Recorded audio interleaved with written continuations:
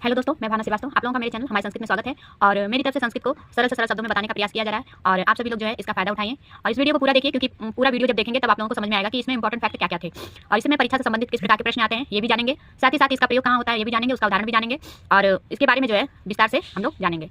हम लोग संस्कृत में जो है विभक्ति का कारक पढ़े हैं और पंचमी विभक्ति तक मैं बता चुकी हूँ, प्लेलिस्ट भी डाली हूँ। संज्ञा प्रकरण करके है संस्कृत कारक और संस्कृत वर्णमाला, आप लोगों को जो देखना है उसमें देख लीजिएगा, चैनल को सर्च करके। तो चलिए आज का इस वीडियो को हम शुरू करते हैं। हमारा आज का सूत्र है षष्ठी विभक्ति का पहला महत्वपूर्ण सूत्र। जो षष्ठी विभक्ति के जितने भी महत्वपूर्ण सूत्र हैं उन सूत्रों में ये जो सूत्र है सबसे ज्यादा इंपॉर्टेंट माना जाता है। तो चलिए जानते हैं, हमारा सूत्र है षष्ठी शेषे। षष्ठी शेषे, शेषे मींस जानते हैं आप लोग बचा हुआ, यानी षष्ठी शेषे जो जितना भी बचा हुआ है और विभक्तियों से जो उनके अंतर्गत नहीं गिना गया है उसके बाद जो बचा है उसे हम षष्ठी शेषे में रखते हैं।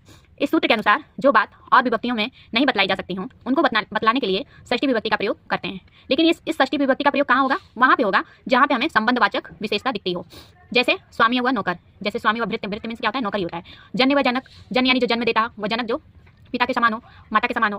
कार्य तथा कारण, जो कार्य है उसके साथ उसका कारण भी का संबंध हो, आदि ऐसे जो संबंध दिखाए जाते हैं उसमें षष्ठी विभक्ति का प्रयोग होता है। तो इसका उदाहरण जानते हैं। इसका उदाहरण हमारा है राज्ञः पुरुषः। राज्ञः पुरुषः में जो राजा है, इसका जब हिंदी अनुवाद करेंगे तो हमारा बनेगा शब्द राजा का पुरुष। तो जो राज्ञः है, राजा है, वो स्वामी है और जो पुरुष है उनका नौकर के समान है। तो दोनों का संबंध क्या है? स्वामी और नौकर का। तो ये राज्ञः पुरुषः यानी षष्ठी शेषे में आ गया। दूसरा, इसको जो है स्वामी और भृत्य के अंतर्गत जो उदाहरण में माना जाएगा। और बालकस्य माता, बालक की माता, तो यहाँ पे जो माता है वो जन्य है यानी जन्म देने वाली है और बालक और माता के बीच जो है जन्य व जनक का रिश्ता है, संबंध है, कह सकते हैं। इसी तरह का हमारा तीसरा उदाहरण मृत्तिकाय घट, मिट्टी का घड़ा। तो इसमें जो मिट्टी है वो कारण है, घट यानी जो कार्य हुआ है, घड़े का निर्माण हुआ है, मिट्टी का घड़ा। तो कारण इसमें मिट्टी है और घट जो है कार्य बना है उससे, यानी घड़े को जब हम कार्य करके बनाए हैं तभी बना है, कहने का मतलब यही है।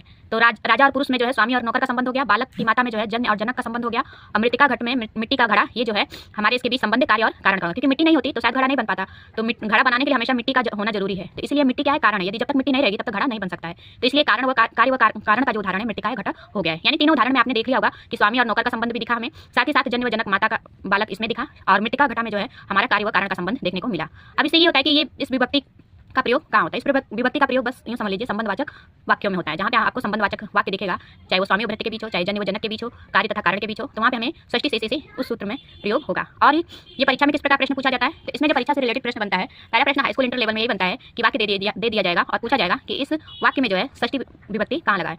तो षष्ठी विभक्ति कहाँ लगा ये पूछेगा, तो उसमें जो हमें अंडरलाइन करना रहेगा। दूसरा प्रश्न हमारा इस प्रकार पूछता है कि शब्द दे के पूछ देगा कि किस वाक्य में जो है, जैसे राज्ञः जो है षष्ठी विभक्ति का रूप है, ऐसे ही 2-3 और रूप बना के दे देगा राजा से संबंधित, और पूछेगा इसमें षष्ठी विभक्ति का प्रयोग कौन सा शब्द सही बनाएगा। तीसरा प्रश्न हमारा टीजीटी लेवल पे ये बनता है कि सूत्र दे देगा षष्ठी शेषे और पूछेगा कि ये किस विभक्ति से संबंधित सूत्र है। तो षष्ठी शेषे जो लोग जानते होंगे वही बता पाएंगे, तो इसके लिए भी हमें इस वीडियो को देखना काफी इंपॉर्टेंट है। तो हम लोग क्या जाने कि षष्ठी शेषे जो है षष्ठी विभक्ति का सूत्र है और ये कहाँ प्रयोग होगा? जो ये वहाँ पे प्रयोग होगा जहाँ पे हमें संबंधवाचक संबंध दिखेगा। अब वो